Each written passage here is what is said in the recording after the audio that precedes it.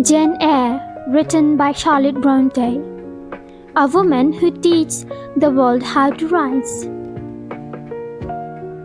There are stories we read, and then there are stories that read us. Charlotte Bronte's Jane Eyre is one of those rare novels that does not just tell us a story, it transforms the heart of anyone who enters its world. More than a Victorian tale, more than a romance, more than a moral lesson, Jane Eyre is the journey of a soul learning to climb its worth in a world determined to silence it. It begins with a small, lonely girl standing in the Red Room, unloved, unwanted, and punished simply for existing. From the first pages, Jane is a child who learns the harness of injustice, long before she learns the softness of love.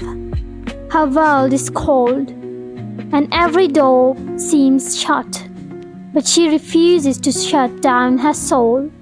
In a time when society expected silence, Jane Eyre dared to speak. Charlotte Brontë teaches her that gentle souls do not survive by fighting, but by understanding. And Miss Temple teaches her that guidance and kindness can change a life. Jane learns that discipline without humanity is cruelty, but education with compassion can set someone free.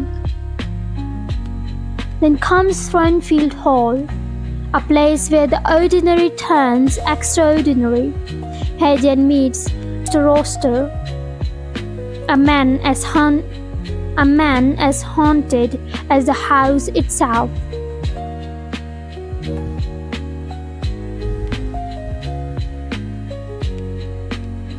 Their connection is not the softness of fairy tales. It is a meeting of two wounded, honest spirits. They see each other not as society expects, but as humans longing for truth. Roster, with his flaws and his fire, sees Jane for who she really is. Not a governess, not a servant, not a woman of low rank, but a mind, a heart, and a force of quiet strength. But Jane Eyre is not simply a love story. It is a story of a woman who will not trade her principles, not even for the person she loves most. Jane Eyre discovered the secret locked away in Thornfield. She makes the hardest choice of her life. She walks away. She chooses self-respect over desire, and integrity over comfort, conscience over passion. In that moment, Jane Eyre becomes a literary icon not because she finds love, but because she refuses to lose herself. Her strength is not loud. Her rebellion is not violent. Her victory is her refusal to accept anything less than dignity. She endures hunger, loneliness, and near death, but finds unexpected kindness with the Rivers family. S.T. Jones called ambition tempers her towards a loveliness, duty. Yet Jane listens to the voice she has always trusted, her own. And when she returns to Roster, she returns not as desperate lover, but as a complete, confident woman whose journey has taught her who she truly is. And Roster, no longer the master but a humbled man, broken, repentant human, finally meets her as an equal. Their reunion is not the triumph of passions. It is the triumph of two souls who have learned to love without losing themselves. This is why Jane Eyre is survived for almost 2 centuries.